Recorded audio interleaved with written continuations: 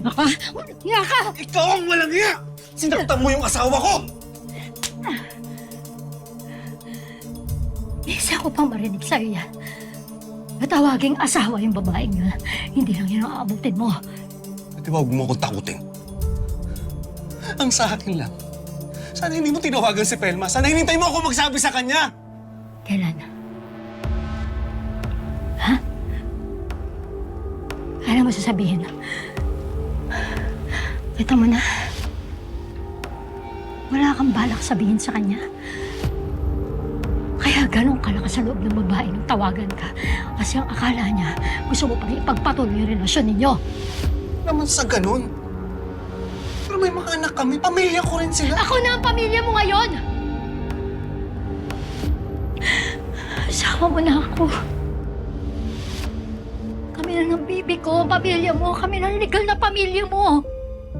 Sa amin ka na dapat nagpo-focus, hindi sa kanila. Ilang beses ko sasabihin sa'yo yan, di mo ba naiintindihan? Ikaw ang hindi nakakaintindi. Manuel! Manuel, saan ka na naman pupunta?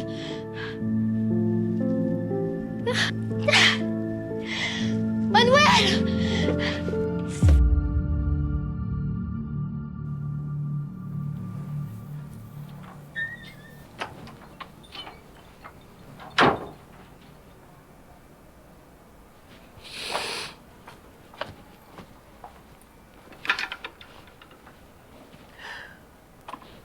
Parang alam ko na kung bakit mo ko pinapunta.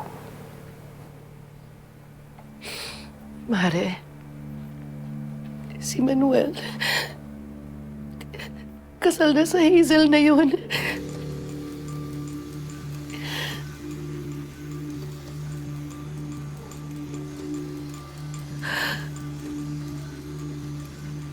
Alam mo,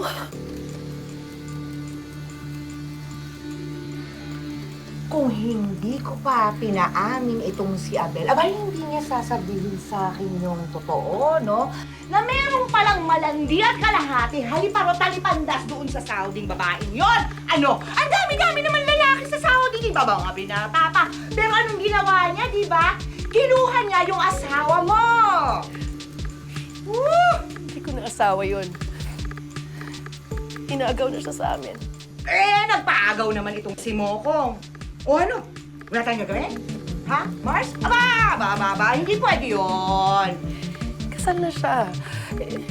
Wala na akong magagawa. Talaga? Wala kang magagawa? Oo, sige, pues ako meron. Tatawagan na nila. Mariwag ka. Hindi, huwag mo akong pigilan. Hindi. Area code. Hindi lang. The subscriber cannot be reached. Ano ito? Pintay niya yung phone?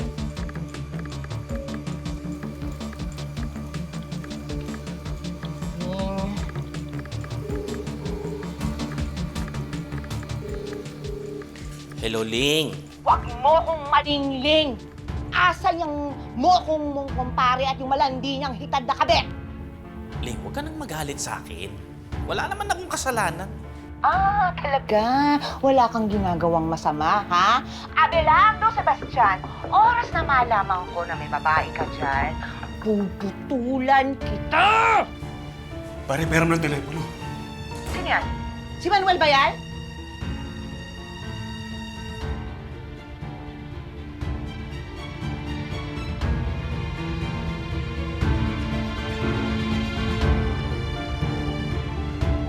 Sa kanya yung telepono, kakausapin ko yan!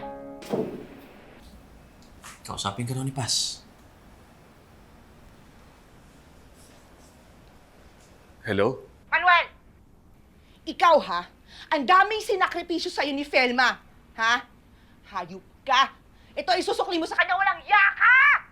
Kasama mo ba siya? O, talakan mo!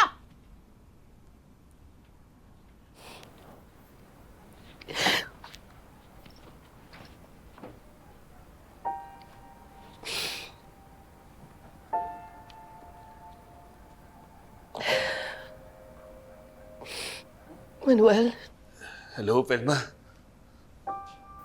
bakit mo ginawa sa akin to? Pelma, sandali Pakinig ka muna. Hindi ko naman sinasadya eh. Hindi ko gusto yung nangyari. Tsaka isang beses lang yun. Lasing kasi kami. Birthday kasi ni Alice. Tis mo siya.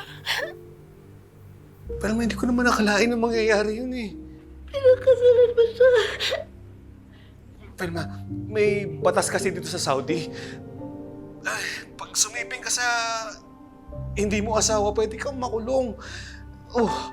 Papakulong ako ni Hazel pag hindi ko siya pinakasalan. Sana nagpakulong ka na lang. Sana nagpakulong na lang kayong dalawa. Pagdusahan niyo yung ginawa niyo sa akin. Pero pag nakulong ako, paano ako magtatrabaho? Paano ako kukuha ng pera para sa operasyon ni Andrea? Alam mo lang kung ano yung sakripisyo ko dito. Sakripisyo? Isusumbat mo talaga sa akin yan? Yung sakripisyo? Niloko mo ako. Niloko mo kaming mga anak mo. Sana nag-isip ka munang mabuti bago ka nagpakarasing sa babae mo.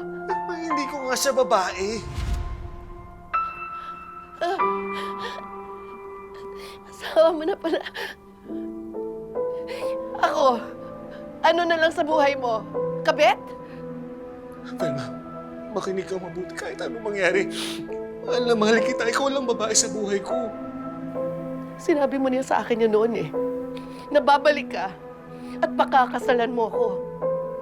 Ngayon, paano ba mangyayari yun? Pelma naman, kasal lang kami ni Hazel. Pero ikaw pa rin yung mahal ko.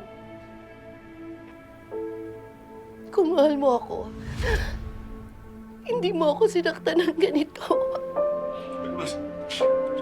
Makinig ka, gagawa ko ng paraan. Aayusin ko to.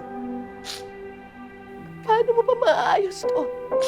Huwag mo naman ako sukuan. Parang awa mo na mahal kita. Alam mo yan. Pelma. Tama na, Manuel. Tama na. Tigilan na natin to. Tigilan na natin to. No, Pelma. Pelma, ito.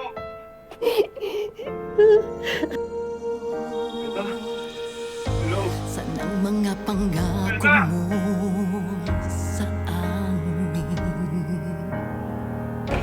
Paano ba ito tatanggapin? Galit at buot, di ko inilihim nang kami di mo bigyang pansin. Kung mababalik ba ang nakaraan, hindi na ibig ng tulad ng binigay sa'yo, sinta. Di lang naman ako ang iyong iniwan. Bakit umaasang kami iyong babalikan?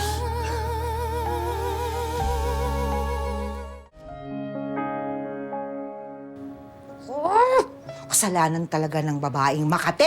Nakita mo naman kung paano siya kumapit tuko dun sa jowa mo, di ba? Nakakaloka siya. Kung hindi lang sana mahal ang bayad ng tiket papuntang Saudi, nilusob ko na yung brohildang yon. Totoo bang nangyayari ito, Mare? Parang isang araw lang. Ang saya-saya namin. Naoperahan si Andrea. Magaling na siya. Tapos pag-usapan pa namin yung pag-uwi ni Manuel.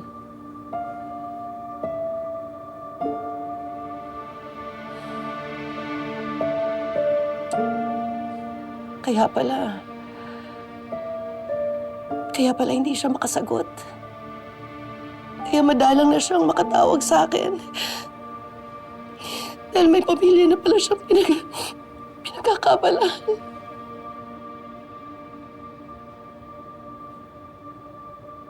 Paano pala sasabihin to sa mga bata?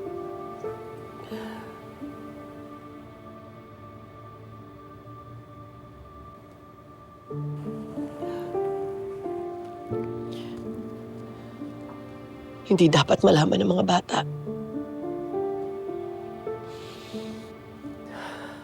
Ayoko silang saktan.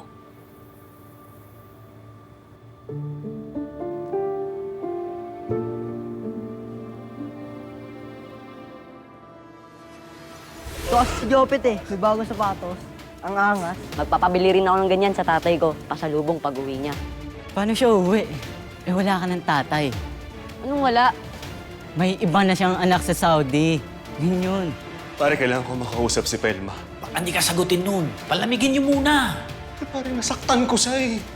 Paano kayo papaliwanag doon sa mga bata? Alam na nila. Ah, paano? Text mo ako kagad pag may kailangan ka, ha? Ay! Ano ba yan? Jeff! Ano nangyari? Nanay, totoo po ba?